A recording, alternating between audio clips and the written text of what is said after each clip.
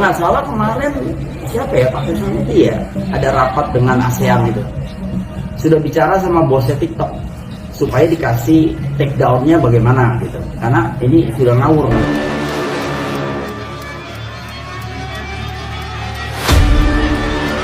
Awalnya memang saya nggak ada niat tuh membahas Jessica apa segala macam itulah. Ujung-ujungnya saya dihubungi oleh salah satu pejabat di institusi negara, di salah satu institusi negara.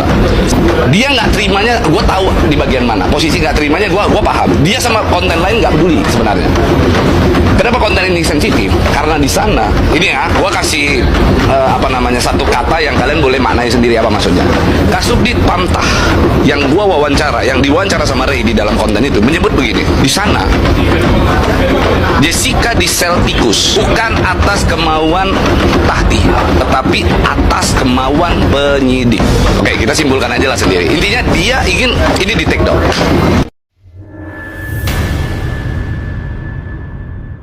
Channel 2. Channel 2 ya, kamera 2 berarti. Nah, di sini dia rekayasa juga kan. Nah, di sini di metadatanya itu hanya SD, standard definition. 960 576. Jadi kamera 2 juga sudah dia rekayasa. Jadi harusnya kan semua kamera yang ada di KP Olivier itu adalah 19 20 10 80. Tetapi di metadatanya yang ada pada Muhammad Nuh Al-Azhar ini menjadi 960 576 menjadi gitu. SD. Menjadi SD. Jadi kamera 2 juga dia rekayasa.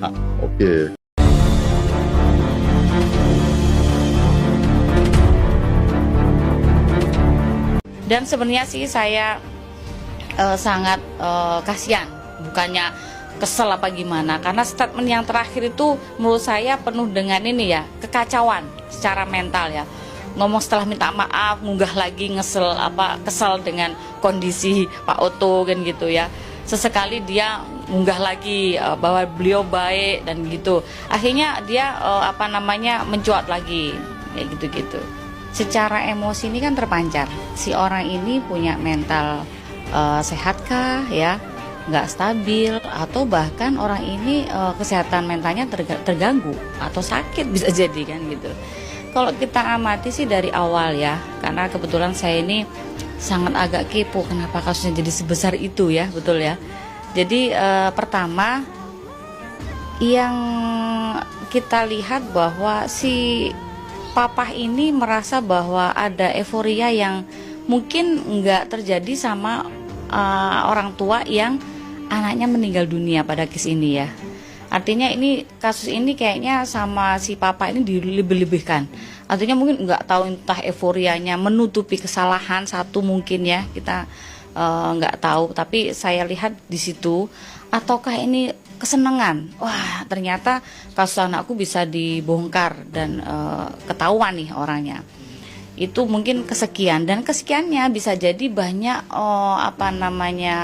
pihak yang support dia sehingga meletup-letup lah ya itu ya, seperti yang teman-teman ketahui.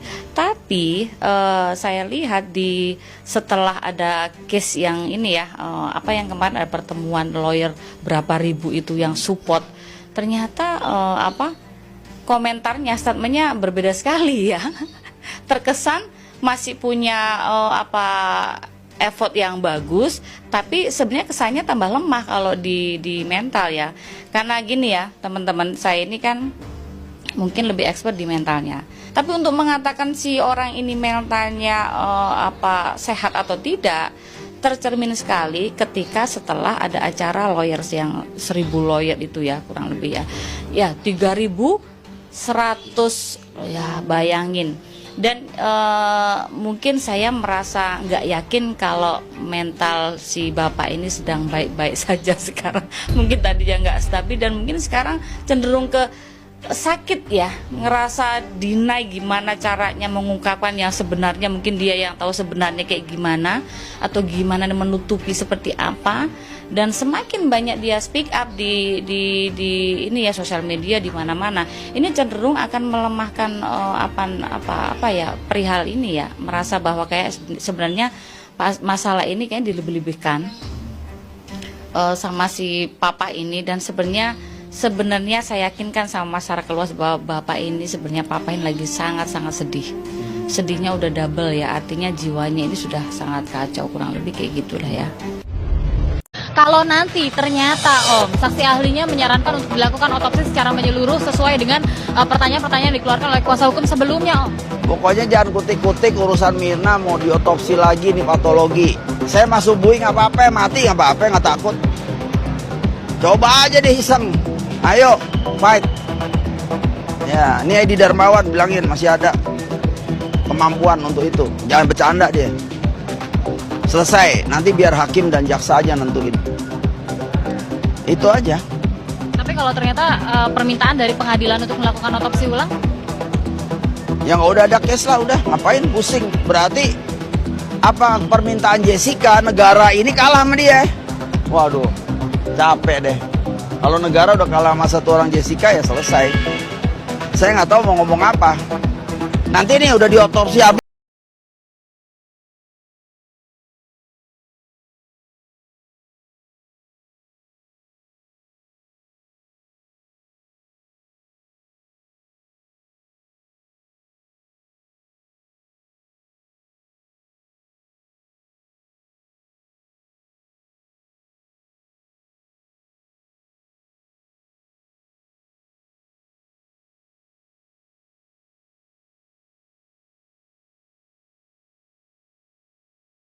ketar-ketir saat ahli digital forensik tunjukkan bukti rekaman asli kafe tempat Mirna meninggal dunia.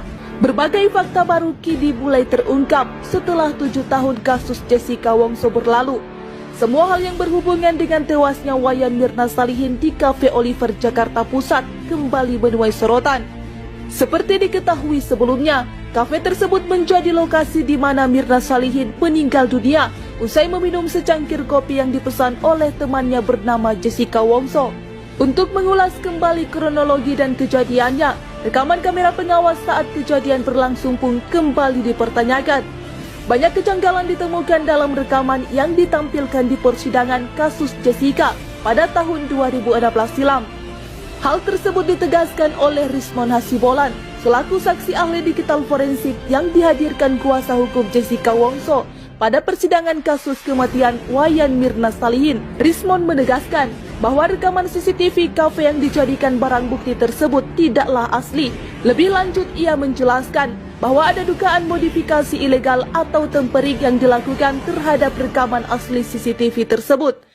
Ia menyebut bahwa dalam rekaman itu terdapat 98.750 frame. Tapi sayangnya dalam berita acara pemeriksaan BAP ahli IT yang dihadirkan oleh JPU Muhammad Tuh hanya berjumlah 2.707 frame.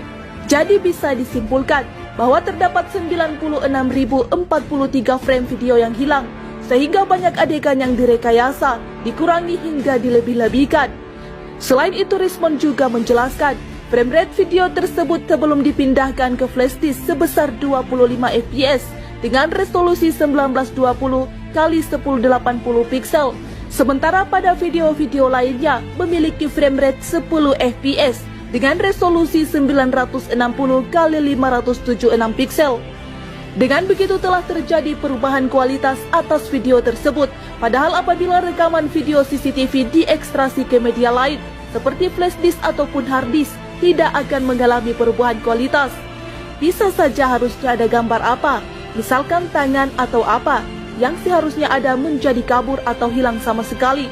Perbedaan resolusi frame dari CCTV dibandingkan dengan yang ada di dalam flash disk mengindikasikan ada tindakan pemanipulasian data video, jelas Rismon. Hal ini pun semakin menimbulkan keraguan dan spekulasi bahwa Jessica Wongso hanyalah korban yang telah dikambing hitamkan oleh oknum tertentu. Kami dengar yang sekarang ada surat terbaru dari Jessica sehingga tagar Save for Jessica, Justice for Jessica ini kembali mengemuka. Ada surat dari Jessica yang ditulis langsung yang kabarnya ini menjelaskan bahwa saya memang betul dibela oleh Bang Oto Hasibuan yang bersifat pro bono. Ini sukarela, Bang Oto tidak saya bayar sepeser pun. Bang Oto, ini suratnya sambil kami tampilkan di layar, Bang Oto Hasibuan. Ya. Inti dari suratnya Kalau bisa apa, Bang? saya bacakan suratnya ya. Surat pernyataan ditandatangani langsung oleh Jessica pertanggal 10 Oktober 2023 beserta materai di bawahnya. Saya Jessica Kumala Wongso dengan ini menyatakan bahwa Pak Otto Hasibuan adalah pengacara saya dalam kasus 340 KUHP sejak tahun 2016. Sejak saat itu sampai sekarang Pak Otto Hasibuan memberikan pelayanan pro bono atau sukarela untuk permasalahan hukum ini. Jika ada pernyataan kalau saya atau ayah atau ibu atau keluarga diperas dan menjual rumah atau harta benda untuk biaya layanan hukum Pak Otto Hasibuan, maka hal ini adalah sama sekali tidak benar, kata Jessica. Dari lubuk hati yang paling dalam, saya dan keluarga mengucapkan terima kasih yang sebesar-besarnya kepada Pak Otto Hasibuan yang telah membantu dengan kerja keras, tulus hati, dan tanpa bayaran apapun. Demikian pernyataan ini saya buat dengan penuh tanggung jawab dan tanpa paksaan dari pihak manapun untuk dipergunakan sebagaimana mestinya. Jakarta, 10 Oktober 2023, Jessica Kumala Wongso. Silakan, Bang Otto. Jadi begini cerita, saya kan di Cina. Jadi banyak di media-media sosial saya melihat kata Darmawan Salihin ini saya bohong. Saya bilang kan saya kan tidak dibayar dan memang saya tidak dibayar. Tapi dia bilang saya meras Jessica dan keluarganya sampai di menjual rumah. Ya terus terang aja saya sebenarnya biasanya saya nggak begitu mau peduli. Tapi ini kan kalau dibiarkan kan mencederai nama baik saya kan, termasuk keluarga saya kan. Jadi Jessica ada di dalam penjara, ya kan nggak bisa menjelaskan. Sehingga tim saya ke sana bertanya pada Jessica, wow nggak bisa itu om. Nah karena nggak ada yang bisa rekaman nggak bisa, dibuatlah surat itu. Surat ini yang saya tampilkan. Jadi saya kira dengan adanya surat ini sudah membuktikan betapa Darmawan Salihin telah berbohong menfitnah saya bahwa seakan-akan saya memeras Jessica dan meminta bayaran. Sungguh saya tidak menerima bayaran 1 rupiah pun dari sini. Saya katakan sekali lagi, saya pernah diberikan oleh keluarga Mirna semangkuk bubur waktu saya membuat pledoi 2 hari 3 malam di suatu tempat dan dikasih bubur pada jam 3 pagi. Itulah yang pernah saya terima dari keluarga Mirna. Jadi ini klarifikasi saya kepada Pak Darmawan Salihin bahwa Anda sebaiknya tidak berkata seperti itu, ya tidak baiklah. Jadi begini ya. Saya ingin menyampaikan begini. Kasus ini sebenarnya saya tidak mau ini menjadi head to head seakan-akan Jessica lawan Mirna. Enggak. Kita ini penegakan hukum. Saya respect, saya hormat, saya duka, saya mengerti perasaan daripada keluarga Darmawan Salihin. Saya juga betul-betul berduka gitu loh ya. Jadi saya tidak ingin mengatakan bahwa ada hal apa-apa. Tapi saya hanya ingin mencari suatu keadilan buat Jessica. Tanpa harus membuat head to head antara Jessica dengan Mirna. Jadi ini adalah soal keadilan yang harus kita perjuangkan. Kasihan anak orang, kan begitu. Ya. Saya sudah katakan, kalau Jessica betul berbuat, seumur hidup atau hukuman mati lah dia itu. Betul-betul, hukuman mati dia. Ditahan dulu tadi, tapi kalau Bang Otto bersalah, tapi bagaimana kita bisa membiarkan hal ini terjadi? Okay. Tapi dia memasukkan itu tidak ada buktinya. Ada gerakan pixel doang. Memang nggak kelihatan secara jelas. Nah makanya tolong ditayangkan nih om punya nih. Dia juga masukin sesuatu nih. Bisa nggak? Bisa nggak? Nih.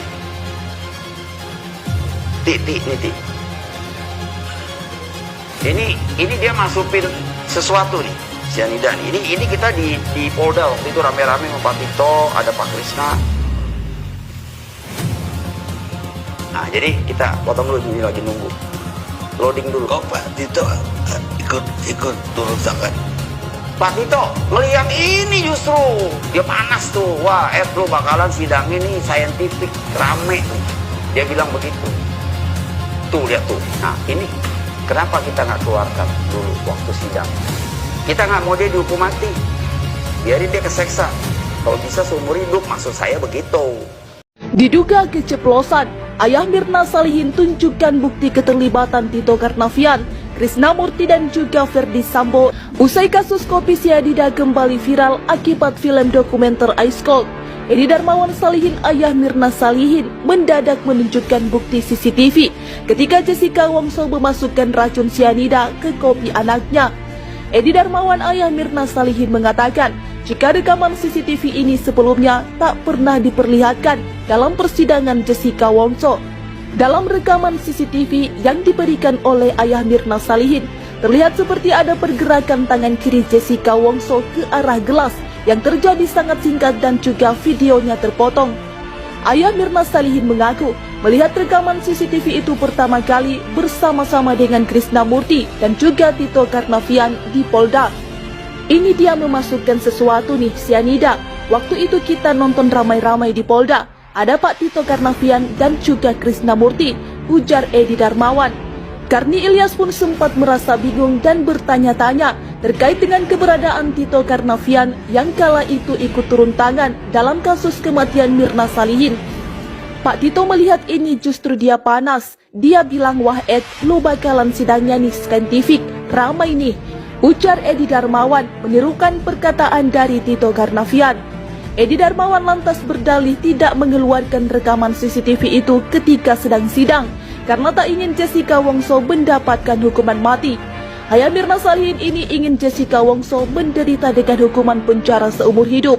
Namun sejumlah warganet justru salah fokus dengan ekspresi ayah Mirna Salihin yang seolah keceplosan menyebutkan nama Tito Karnavian dan berusaha mengalihkan perbincangan. Edi Darmawan juga terkesan sangat akrab dengan Tito Karnavian sehingga warganet menduga kedekatan mereka membuatnya menang dalam persidangan kasus kopi sianida. Selain nama Tito Karnavian dan Krisnamurti, nama Verdi Sambo juga ikut terseret lantaran ia dikenal sebagai kaki tangan atau anak emas dari Tito Karnavian kala itu. Verdi Sambo diketahui juga ikut menyelidiki kasus kopi sianida. Bahkan mereka menetapkan Jessica sebagai tersangka tanpa adanya bukti konkret Jessica memasukkan sianida ke dalam minuman Mirna. Akrab banget sama Pak Tito. Oh pantes aja lo menang Ed, teman Pak Tito rupanya. Komentar seorang netizen. Tito Karnavian, sebenarnya gue udah curiga sama geng mereka karena masih satu geng dengan Verdi Sambo, timpal netizen lainnya. Setelah 7 tahun berlalu, kasus kopi sianida kini kembali menjadi sorotan karena dinilai masih memiliki banyak kejanggalan. Kira-kira perjuangan kita bakalan oke nggak nih? Seru nih hari ini ya, banyak pejuang-pejuang tangguh. Ada Bang Jelani, ada Gabe, ada Kak Ocha, ada Bu Adinani, dan juga ada ratusan advokat di dalam. Kita saat ini lagi di Komisi Yudisial. Kita baru saja melaporkan hakim yang selama ini petantang-petenteng ya, memberikan komentar-komentar yang ngawur, yang ngaco, seakan-akan dialah hukum gitu loh. Kita mau uji nih, negara ini negara hukum bukan, negara yang menjunjung etika atau bukan gitu loh. Nah hari ini kita ke Komisi Yudisial khusus untuk melaporkan Pak Hakim ya. Nanti tunggu tanggal mainnya, tindak lanjut dari laporan kita. Mantap, sip Jessica. Sip Jessica Wongso. Jessica Wongso. Tegakkan hukum, tegakkan kebenaran. Mantap. Mantap.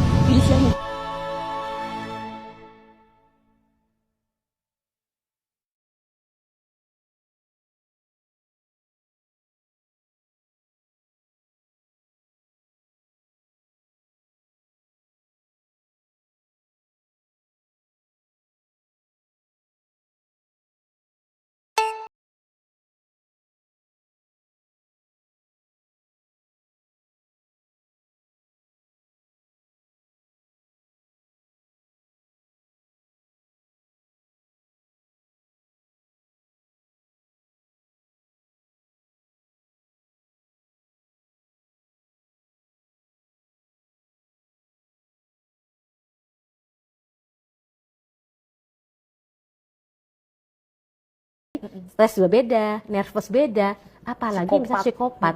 Itu bayangan orang psikopat tuh udah jahat, pokoknya pembunuh berat dingin ya. Kalau dari udah nggak ada ini ya. Psikologi psikopat itu seperti apa?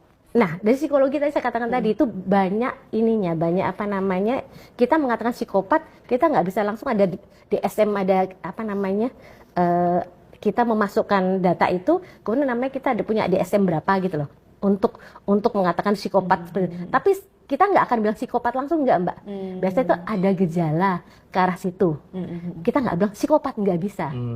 Itu yang saya bilang tadi itu adalah sangat salah. Kita mengatakan langsung. Berarti siapapun nggak berhak. Nggak berhak. Nggak berhak. Sangat tidak berhak. Siapapun juga. Walaupun itu ahli di bidangnya, profesional di bidangnya. Dia mengatakan itu hanya di ruang tertutup. Tapi faktanya sering banyak orang mengatakan gitu kan. Justru saya bilang tadi itu perlu diperbaiki. Karena labeling ini seumur hidup. Yes. Dan walaupun mempengaruhi tes itu yang katanya hanya saat itu. Saat itu. Tapi kalau bisa sudah berubah. Publish. Iya. Kalau sudah publish itu akan menjadi apa ya, jejak digital yang nggak betul, akan dan orang akan yang diingat cuma satu itu aja. Dan bayangan orang, misalnya saya mengatakan psikopat di sini dengan derajat psikopatnya berapa kan beda-beda kan. Ada 1 sampai 10 misalnya gitu. Yang orang awam langsung psikopatnya itu langsung pembunuh belah dingin. Jadi itu bisa diartikan kalau orang sembarangan ngomong begitu kena sanksi. Bisa banget, dan tidak ada, walaupun bukan ahli dia mengatakan gitu kan. Walaupun dia bilang katanya ada 2 kemungkinan. Kemungkinan apa, Jessica bersalah? Boleh nggak mengatakan seseorang dengan kemungkinan lain digabungkan dengan menjudgment seseorang itu psikopat? Nggak boleh dong. Seperti saya bilang tadi itu, untuk sampai kesimpulan itu ada berapa pemeriksaan, dan ingat pemeriksaannya pun kita harus cek dulu. Berapa lama pemeriksaan itu? Bukan berapa lama, bukan masalah berapa lama. Saya cek tadi, saya bilang tadi yang observasi, Jessica. Tadi Jessica. Pemeriksaan itu saya lihat di BAP-nya itu nggak proper. Tempatnya nggak proper. Kemudian waktu ditugas-tugas juga, kemudian yang menyimpulkan itu adalah kriminologi, bukan psikolog. Dengan rasa hormat saya mohon dengan Prof. Roni kan udah meninggal, jadi dengan saya prihatin banget ya. Artinya tuh seharusnya yang menerangkannya adalah psikolog. Dan psikolog ini tidak mengatakan psikopat loh, bukan, nggak ada di situ. Saya boleh katakan nih ya, saya boleh katakan ke semua ini ya. Tidak ada di BAP pemeriksaan psikologis kata-kata psikopat, nggak ada. Di BAP manapun? Nggak tahu ya. Atau ini nggak mungkin yang tahu nggak tahu. Nggak ada ya. Nggak ada. Satupun kalimat itu, nggak kata ada. itu tidak ada. Tidak ada. Gejalanya mengarahkan misal depresi, iya. Misal mengarahkan misalnya dia ada ketidaksinkronan, iya. Tapi tidak psikopat. Saya sudah baca. Oke, pertanyaan saya begini. Kalau ada orang misalnya mengaku dia adalah psikolog. Psikolog itu kan harus ada mengalami satu pendidikan dulu kan, dia harus menjalani satu pendidikan. Pasti. Dan klinis apakah dia misalnya hanya sarjana psikologi? Apa dia dapat dikatakan sebagai psikolog? S1 bisa, beda. Atau gini, siapa yang berhak mengatakan tuh? Ya. Jadi saya bilang tadi itu, yang berhak mengatakan psikopat ya satu, dia psikolog yang sudah punya lisensi sebagai psikolog klinis seperti itu ya. Dia udah harus ada lisensi profesional. Harus seperti profesional seperti itu. Dan kemudian tadi itu pun saya bilang tadi untuk sampai kesimpulan seperti itu dia tidak dipublish.